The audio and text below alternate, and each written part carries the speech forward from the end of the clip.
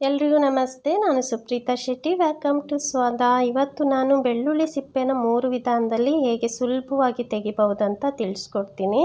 ಇದನ್ನು 20 ದಿನದಿಂದ 1 ತಿಂಗಳ ತನಕನೂ ಫ್ರಿಜ್ಜಲ್ಲಿ ಸ್ಟೋರ್ ಮಾಡಿ ಇಟ್ಕೋಬಹುದು. ಸ್ವಲ್ಪನೂ ಹಾಳಾಗಲ್ಲ. ಬೆಳ್ಳುಳ್ಳಿ ಅಂತೂ ತುಂಬ ಅಡುಗೆಗೆ ಬೇಕಾಗುತ್ತೆ ನಮಗೆ. ಈ ರೀತಿ ಸಿಪ್ಪೆಯನ್ನು ತೆಗೆದಿಟ್ಕೊಂಡ್ರೆ ಯಾವಾಗ ಬೇಕೋ ಆವಾಗ ಯೂಸ್ ಮಾಡೋಕ್ಕೆ ಈಸಿ ಆಗುತ್ತೆ. ಮೊದಲನೇ ಟಿಪ್ಸ್ ಬಂದುಬಿಟ್ಟು ಈ ರೀತಿ ಒಂದು ಬೆಳ್ಳುಳ್ಳಿನ ತೊಗೊಂಡು ಗಟ್ಟಿ ಭಾಗ ಇರುತ್ತೆ ನೋಡಿ, ಅದನ್ನು ಚಾಕುವಿನಿಂದ ಹೀಗೆ ಲೈಟಾಗಿ ಪ್ರೆಸ್ ಮಾಡ್ಕೋಬೇಕು. ಜಾಸ್ತಿ ಒತ್ತಬಾರ್ದು. ಈ ರೀತಿ ಲೈಟಾಗಿ ಪ್ರೆಸ್ ಮಾಡಿಕೊಂಡ್ರೆ ಸಾಕು. ನಂತರ ಈ ರೀತಿ ಸಿಪ್ಪೆ ಎಲ್ಲ ಬಿಟ್ಕೊಂಡು ಬಿಡುತ್ತೆ. ಈ ರೀತಿ ತೆಗಿಬಹುದು. ಈ ರೀತಿಯಾಗಿ ಒಂದೊಂದಾಗಿ ತೆಗೆದು ಈ ರೀತಿ ಸ್ಟೋರ್ ಮಾಡಿ ಇಟ್ಕೋಬಹುದು. ತುಂಬ ಸುಲಭವಾಗಿ ತೆಗಿಬಹುದು ಈ ವಿಧಾನದಲ್ಲಿ. ನನ್ನ ನೆಕ್ಸ್ಟ್ ವಿಧಾನದಲ್ಲಿ ಇದನ್ನು ಸ್ವಲ್ಪ ನೀರನ್ನು ಚೆನ್ನಾಗಿ ಕುದಿಸ್ಕೋಬೇಕು. ಬಿಸಿಯಾಗಿ ಕುದಿಸ್ಕೋಬೇಕು. ನಾನು ಬಿಸಿ ಮಾಡ್ಕೊಂಡಿದ್ದೀನಿ. ಅದರಲ್ಲಿ ಬೆಳ್ಳುಳ್ಳಿ ಎಷ್ಟು ಬೇಕೋ ಬೆಳ್ಳುಳ್ಳಿ ಅಷ್ಟು ಬೆಳ್ಳುಳ್ಳಿನ ತೆಗಿಬೋದು. ಜಾಸ್ತಿ ಬೆಳ್ಳುಳ್ಳಿ ಸಿಪ್ಪೆ ತೆಗಿಬೇಕಂದ್ರೆ ಈ ವಿಧಾನ ತುಂಬ ಒಳ್ಳೆಯದಾಗುತ್ತೆ ನೋಡಿ. ಈ ರೀತಿ ಒಂದು 15 ನಿಮಿಷ ಈ ರೀತಿ ಬಿಸಿ ನೀರಲ್ಲಿ ನೆನೆಸ್ಬೇಕು. ಇಲ್ಲಾಂದರೆ ಒಂದು 5 ನಿಮಿಷ ಚೆನ್ನಾಗಿ ಬೆಳ್ಳುಳ್ಳಿನ ಕುದಿಸ್ಕೋಬಹುದು ಬೇಕಾದರೆ. ನಂತರ ಒಂದು 15 ನಿಮಿಷ ಆದಮೇಲೆ ಈ ರೀತಿ ಸಿಪ್ಪೆನ ತೆಗಿಬಹುದು. ತುಂಬಾ ಸುಲಭವಾಗಿ ತೆಗಿಬಹುದು. ನಿಮಗೆ ಎಷ್ಟು ಬೆಳ್ಳುಳ್ಳಿ ಜಾಸ್ತಿ ತೆಗಿಬೇಕು ಅನ್ನೋಗಿದ್ರೆ ಈ ವಿಧಾನ ತುಂಬ ಒಳ್ಳೆಯ ವಿಧಾನ ಅಂತ ಹೇಳ್ಬೋದು. ತುಂಬ ಸುಲಭವಾಗಿ ಸಹ ತೆಗಿಬಹುದು ಇದರಲ್ಲಿ.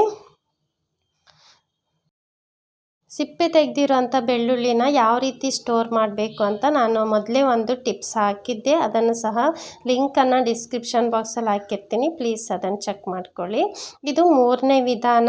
ಇದು ಬೆಳ್ಳುಳ್ಳಿನ ಸ್ವಲ್ಪ ಲೈಟಾಗಿ ಸಣ್ಣ ಉರಿಯಲ್ಲಿ ಒಂದು 2ರಿಂದ 3 ನಿಮಿಷ ಫ್ರೈ ಮಾಡ್ಕೋಬೇಕು. ಈ ರೀತಿ ರೋಸ್ಟ್ ಮಾಡ್ಕೋಬೇಕು. ಸಿಪ್ಪೆ ಸ್ವಲ್ಪ ಕಪ್ಪು ಆಗೋಕ್ಕೆ ಸ್ಟಾರ್ಟ್ ಆಯ್ತು ಅನ್ನುವಾಗ ಫ್ಲೇಮ್ ಆಫ್ ಮಾಡ್ಕೊಬಿಡ್ಬೇಕು ನೋಡಿ. ಇವಾಗ ಸಿಪ್ಪೆ ಸ್ವಲ್ಪ ಕಪ್ಪು ಆಗೋಕ್ಕೆ ಸ್ಟಾರ್ಟ್ ಆಗಿದೆ. ಇವಾಗ ಫ್ಲೇಮ್ ಆಫ್ ಮಾಡಿಬಿಟ್ಟು ಅದೇ ಬಿಸಿಯಲ್ಲಿ ಸ್ವಲ್ಪ ಈ ರೀತಿ ರೋಸ್ಟ್ ಮಾಡಬೇಕು. ನಂತರ ಇದನ್ನು ಒಂದು ಬಟ್ಟೆ ಮೇಲೆ ಹರಡಿ ಬಿಡಬೇಕು. ಸ್ವಲ್ಪ ತಣ್ಣಗಾದ ಮೇಲೆ ಸಿಪ್ಪೆನ ತೆಗಿಬೇಕು. ಬಿಸಿ ಇರುವಾಗ ಸ್ವಲ್ಪ ಕಷ್ಟ ಆಗುತ್ತೆ. ತಣ್ಣಗಾದ್ಮೇಲೆ ಸಿಪ್ಪೆ ಎಲ್ಲ ಸ್ವಲ್ಪ ಗರಿ ಆದಂಗೆ ಆಗುತ್ತೆ. ಆವಾಗ ತುಂಬ ಈಸಿಯಾಗಿ ತೆಗಿಬಹುದು. ಇದು ಸಹ ನಿಮಗೆ ತುಂಬ ಬೆಳ್ಳುಳ್ಳಿ ಸಿಪ್ಪೆ ತೆಗಿಬೇಕಂದ್ರೆ ತುಂಬಾ ಹೆಲ್ಪ್ ಆಗುತ್ತೆ.